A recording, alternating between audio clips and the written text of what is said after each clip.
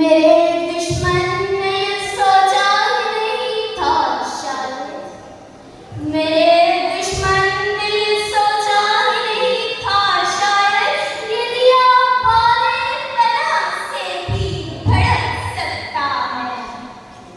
उसको ऊपर पे तकब्बुर है मगर मुझको यकीन, उसको ऊपर पे तकब्बुर है मगर मुझको यकीन, दर्द हक बाज़ में बातिल को झटक सकता है।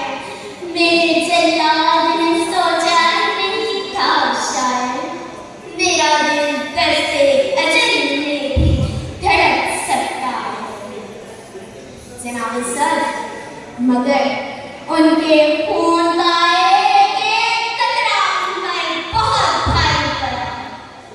जी हाँ जनाब वाला, ऑपरेशन बुनियादों महसूस के तहत हमारी पाक फिजाइयों ने अपनी जान पर खेलकर दुश्मन के घर जाकर उसके दांत खट्टे करके गाजी बन गए।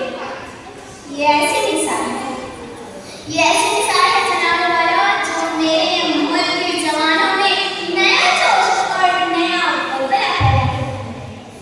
दूर नहीं जनाब वाला, हमारे ही शहर में हमारे मुल्क के जवानों के अज़्म और हिम्मत और जज्बा ईमानी के कारनामे का चलता है, जिनमें शामिल हैं TPO of Mandi of the जनाब Anwar Saeed Tahir, deputy commissioner of Mandi of the doctor Faisal Saleem. चलो के दुश्मनों का घमंड तोड़ दें, चलो के दुश्मनों का घमंड तोड़ दें, जो हाथ हम पे ज़ुल्म के उठे मरोड़ दें। न चाहते थे हम मगर ये इम्तिहान भी हो चले, कहाँ है लश्करे सितम के आगे है मंचले, के आगे है मंचले। जनाब सर, वो नौजवान जो माँ की गोद से निकलकर वतन की आगोश में आ जाते हैं, वही हमारा फख्र है, वही हमारे हीरो हैं। मैं अपनी फौज को दिल की गहराइयों से खराजे तहसीन पेश करती हूँ। सलाम है उन शहीदों को जो अमर हो गए, सलाम है उन गाजियों को, सलाम है पाकिस्तान की पाक फौज को।